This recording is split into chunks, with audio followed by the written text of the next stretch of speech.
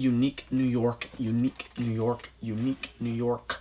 The arsonist has webbed feet. Oh, people are joining. We have guests. Be our guest, be our guest. What is up, Watch fam? I am Christian from Theo and Harris. Happy, what is today? Friday and Saturday for YouTube. We're about to do an ASKTNH Live. If you are not familiar with ASKTNH Live, we go live and on Instagram. If you don't follow us already, go ahead and follow us on Instagram at Theo and Harris. If you do follow us on Instagram, you will get an alert when we go live. So you can log in, ask us questions, talk with me live, and that's it. So I think it's very important for you to go ahead and follow us.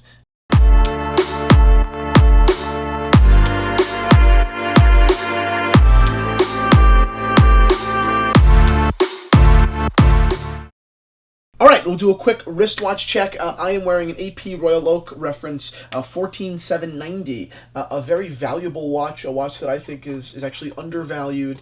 You know, these vintage Royal Oaks they're like a sleeping market. The Royal Oak isn't. The Royal Oak as a whole is astronomically, I don't know, appreciated or almost overpriced in many instances. So I think that, you know, the watch itself gets plenty of attention.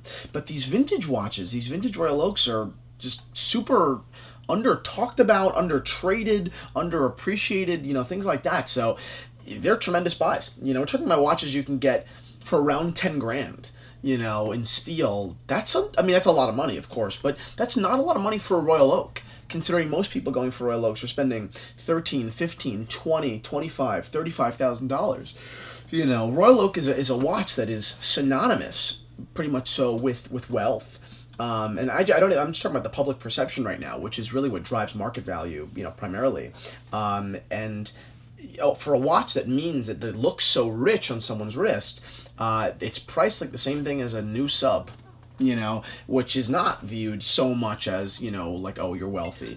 Once again, should make it very clear that wealth is not what we're interested in necessarily, but, you know, the idea and perception of the public plays enormously into the viability of a watch for long-term investment.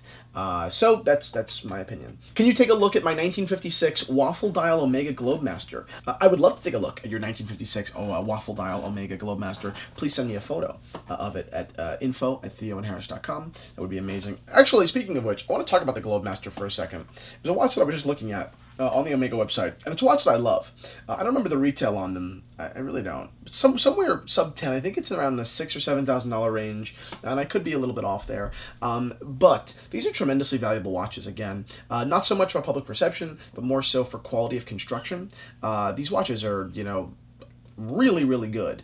Not only are they totally in-house designed as far as movement architecture, but they have deep heritage in Omega, and mechanically, not only are they in-house, but they're supreme.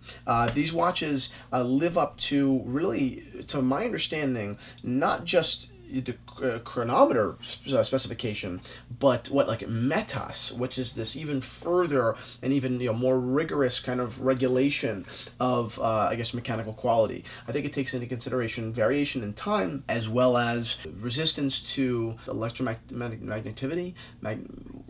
magnetism. I guess that's what the Gauss, right? The whole thing, the Milgauss.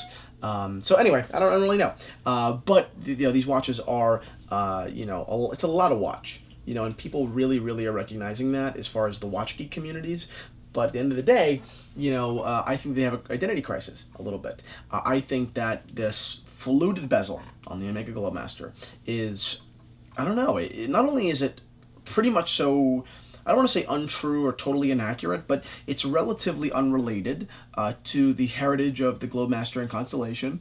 But even, you know, more so, it's too much in the Datejust world now. You know, it's just too much. The Datejust, no matter who invented the fluted bezel, owns the fluted bezel. The Date as well. These are the watches that literally almost have made this design proprietary. So by Omega using it, it almost comes off as cheap. You know, it comes off as a lack of innovation, which I have a problem with a little bit. Once again, the watch far beats most of its price, comps. It beats Oyster Perpetuals. It probably beats any Rolex within at least $3,000. But that, aesthetic to me does hold it back.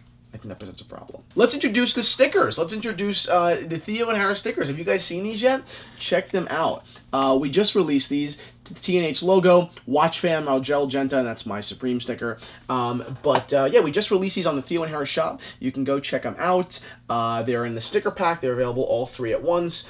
They're awesome stickers. Anna designed them all, which is pretty cool. I'm super happy that Anna did that. We put it off for a while. They were by massive request by so many people wanted them. They want stickers, they want stickers, they want stickers for laptops, for lockers, for whatever.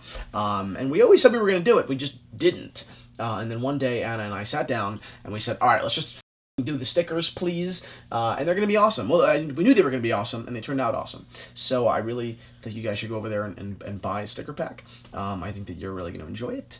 Rep the Watch Fam. Show everyone that you're a watch geek when you're doing homework at Starbucks or whatever. That's what I do. So let's jump into Urwerk, which I believe is Urwerk or Urwerk. I'm going to say Urwerk. It's what everyone else says. Let's jump into Urwerk and their watch for only watch, which to me is something I would not wear, but it is one of the coolest watches and most intelligent watches I have seen in a long time. Urwerk is a micro brand. It's an independent company that has had tremendous success in the watch community. I mean, they're looked at as some of the most innovative, interesting companies. One, for the product that they do produce, consistent of high quality and consistent with original design, but more so for what they stand for, which is this kind of breaking down of barriers, right? This reinvention of what a wristwatch can look like. And that to me is so interesting. So although I would not wear an Urwerk, although every time I've seen one, I've said, wow, that's cool on the table, but not on my wrist, and I wouldn't drop the money on one even if it did look good, damn, that's one of the most interesting watches out there. So now what's so cool about it for Only Watch is they did this collaboration with Laurent Ferrier. Laurent Ferrier being, one of the most, it's a modern, watch company, but most classic in kind of roots, right? So you've got this, barrier breaker kind of company that has almost, not want to say no respect, but no tie to the past, at least visually. And then you've got a company, not only just visually, but in their actual representation and execution and telling of time. I mean, look at these things. It looks nothing like another watch you've ever seen.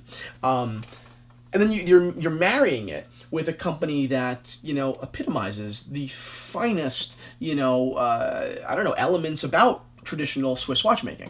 And that to me is just so amazing. So, it's like having, Miles Davis and Jimi Hendrix sit down at a table. All we have in common is that we're black, but we're going to make a kick-ass tune. All these two companies have in common, is that they make watches. That's it.